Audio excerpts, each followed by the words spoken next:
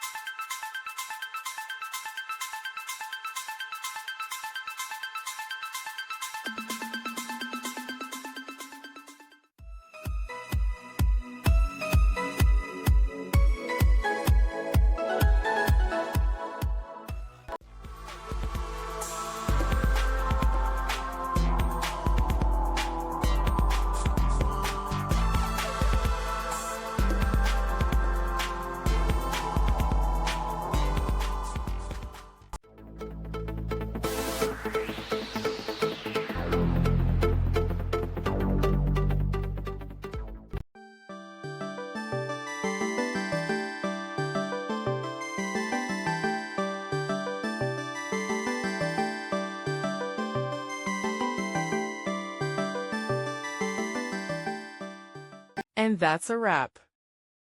I hope you found the answer you were looking for. If you did, take a second to hit that subscribe button. It really helps out. And let me know in the comments which solution worked best for you. See you next time in the debug zone.